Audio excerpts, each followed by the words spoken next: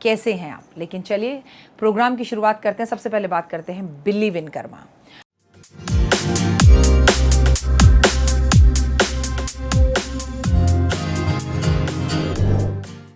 हाँ जी, believe in Karma के अंदर सिर्फ एक बात हमेशा याद रखें, ज़िंदगी बहुत खूबसूरत है और अगर आप अपने कर्मों पर बिलीव करते हैं तो आगे लाइफ और भी खूबसूरत होगी। आज हम बात करेंगे 13 तारीख की। 13 तारीख को संतान सप्तमी का व्रत है। ये शिव और पार्वती के लिए रखा जाता है, बच्चों की लंबी उम्र के लिए, उनकी रक्षा के लिए किया जाता है। MP, UP, बिहार में ये व्रत ज़्यादा होता है। कहा जाता है कि भाद्रपद मास की शुक्ल पक्ष की सप्तमी तिथि को जो व्रत रखा जाता है उसे संतान सप्तमी के रूप में रखा जाता है। संतान सप्तमी रूप का व्रत है। जिन्हें संतान नहीं हो रही हो वो ये व्रत रखते हैं। जिन्होंने मनोकामना मांगी थी और उन्हें संतान हो गई तो अपने बच्चे की लंबी उम्र के लिए वो ये व्रत रखते हैं। बच्चे की तरक्की के लिए ये व्रत रखा जाता है। बच्चे के साथ अच्छे रिश्तों के लिए व्रत रखा जाता है। बच्चा अगर आपको छोड़कर चला गया है और आपसे अब कोई संबंध नहीं रखना चाहता तो भी ये व्रत रखा जाता है। मोरल ऑफ द स्टोरी है कि माएँ बच्चों की लंबी उम्र के लिए व्रत रखती हैं और ये वर्ष में केवल एक बार आता है, भादों के महीने में। व्रत में पूरा दिन निराहार रहा जाता है। शाम को इसकी कथा सुनी जाती है और कथा सुनकर ये व्रत खोला जाता है। पार्वती माँ और शिव की पूजा की जाती है। इसमें खाना व्रत जो व्यक्ति रखता है वो खाना स्वयं बनाता है। कई लोगों के यहाँ पर ये मीठा रखा जाता है, कई लोगों के यहाँ मीठा नमकीन रखा जाता है, तो कई लोगों के यहाँ पे ये फीका रखा जाता है कि नमक और मीठा खाना ही नहीं है।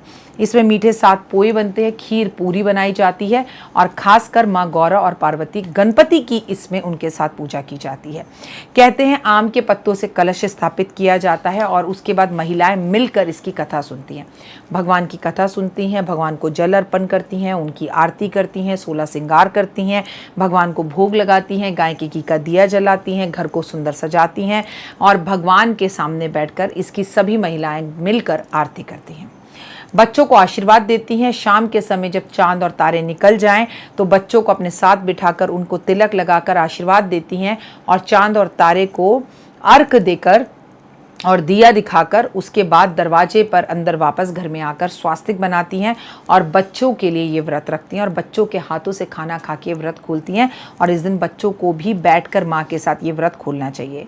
आपको बच्चों के हाथ से ब्राह्मण को इस दिन कुछ दान भी कराना चाहिए। लेकिन अगर आपके घर में संतान सप्तमी का व्रत नहीं होता, जैसे हमारे यहाँ नहीं होता, हमारे यहाँ क्या होता है, होई अष्टमी का व्रत होता है जो दिवाली से ठीक 8 दिन पहले होता है। जिस दिन होई अष्टमी होती है ठीक उसके 8 दिन बाद दीपावली का पर्व मनाया जाता है। तो हमारे यहाँ तो यही होता है, हमारे यहाँ ये नहीं होता, राइट।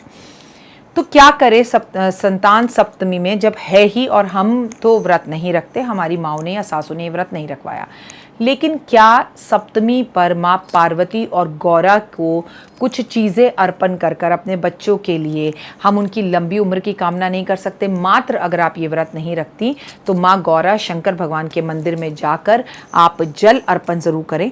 अपने बच्चों के हाथ से शंकर भगवान के ऊपर 2 मात्र केले रखवा दीजिए।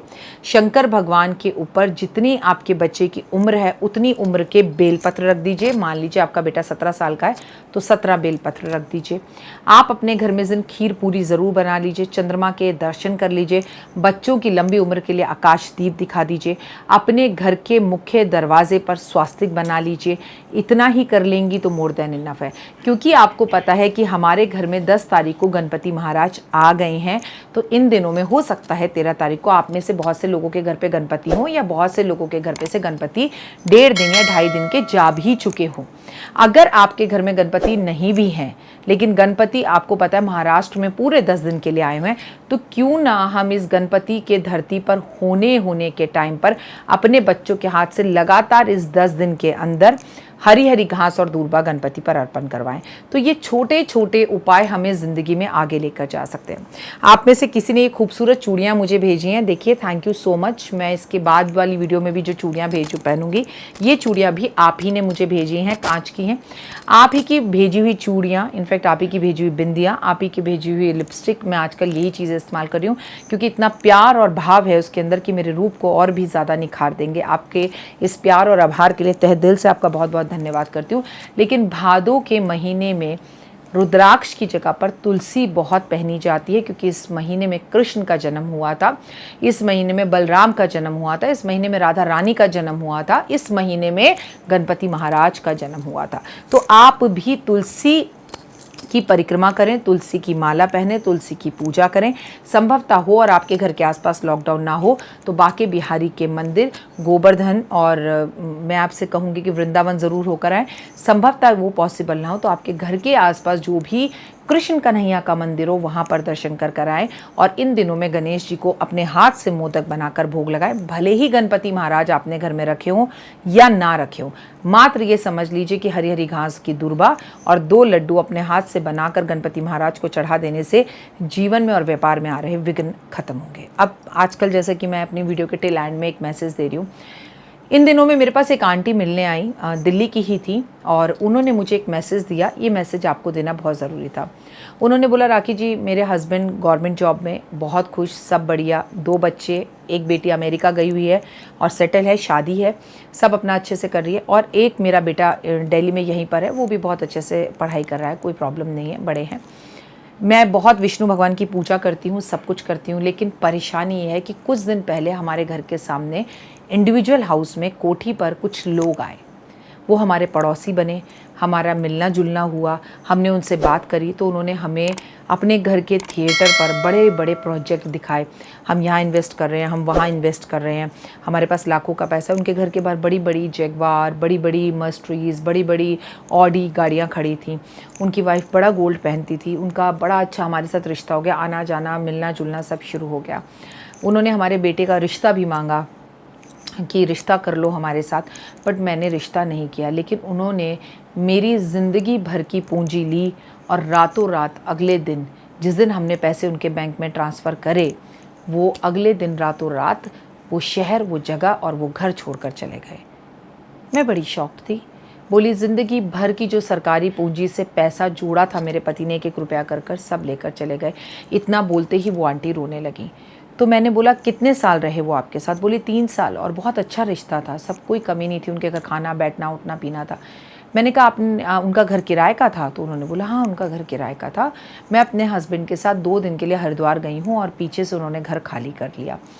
मैंने बोला, अच्छा, और आपने कभी जाना नहीं कि घर किराए का? तो मैंने कहा, आपने उनसे पूछा नहीं कि आप उन्हें 25 लाख रुपए इन्वेस्टमेंट करने के लिए दे रही हैं कि ये 25 को हम 50 लाख कर देंगे और आप घबराओ मत, आपका पैसा डबल हो जाएगा, और हम कहाँ जा रहे हैं? तो कह रही, उनसे जब भी हमने पूछा कि जब इतना सब कुछ आपके पास है तो ये घर किराए पर क्यों है?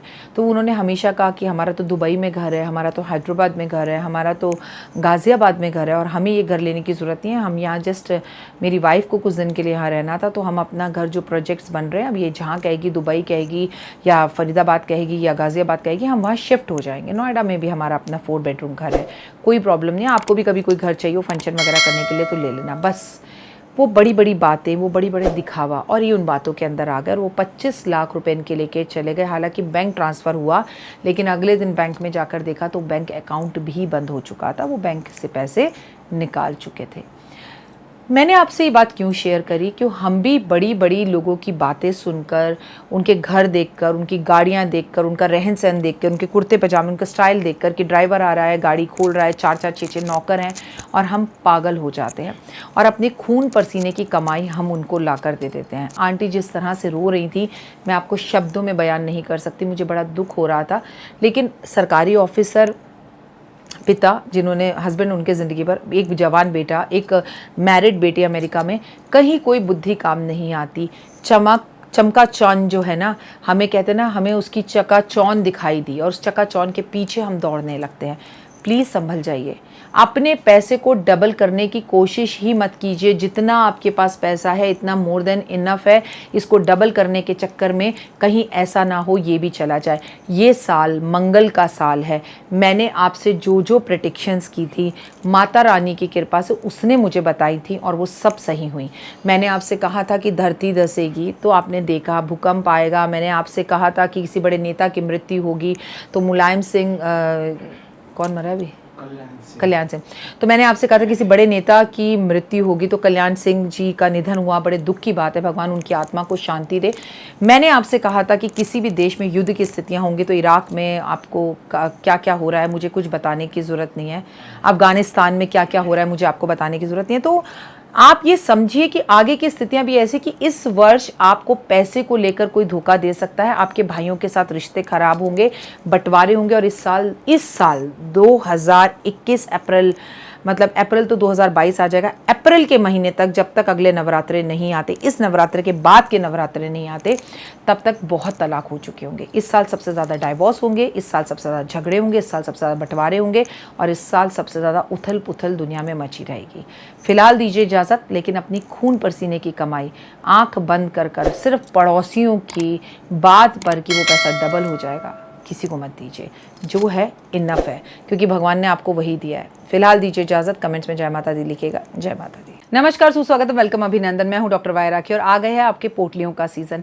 पोटलियां बिल्कुल तैयार हैं और आपने तो अब देख ही लिया कि किस शिद्दत से हम पूजा करवाते हैं। जब हमने 12 ज्योतिर्लिंगों की पूजा कराई, आपकी पोटलियों की पूजाएं चालू हैं, चल रही हैं लगातार। और अब आपको हम पहले नवरात्रे पर पोटली डिस्पैच कर रहे हैं। अपने एड्रेस, अपना गोत्र, अपना नाम हमें तुरंत भेजना शुरू कर दीजिए, हमारे पास है। और आपने कहा था राखी जी पोटली बहुत महंगी है, पोटली बहुत महंगी है, तो मैंने पोटली के रेट बिल्कुल आधे कर दिए हैं। पोटली इतनी बड़ी होती थी, उसको मैंने छोटा कर दिया है, लेकिन पोटली जितनी छोटी है उतनी चमत्कारी है। ये पोटली आपके पास पहुंचेगी, कैसे रखना है, कब रखना है, सब आपको पता चल जाएगा। नेशनल, इंटरनेशनल, जहां भी आप हैं, तुरंत हमें पोटली के लिए संपर्क करें, क्योंकि लिमिटेड पोटलियां हैं। कहीं आपका नंबर रह ना जाए, फिर बाद में सॉरी, हाँ जी प्लीज़ दे दीजिए राखी जी, ये मुझसे नहीं हो पाएगा, क्योंकि मैं अकेली हूँ और बहुत सारी पूजाएं होती हैं।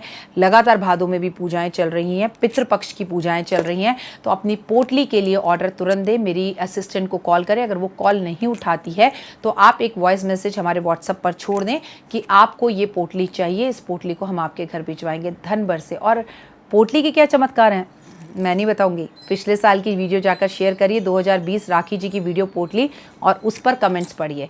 बाकी तो आप सब जानते हैं, जो मेरे परिवार का हिस्सा है वो जानते हैं कि ये पोटली नहीं, चमत्कारियों का पोटला है। फिलहाल दीजिए इजाज़त, नमस्कार।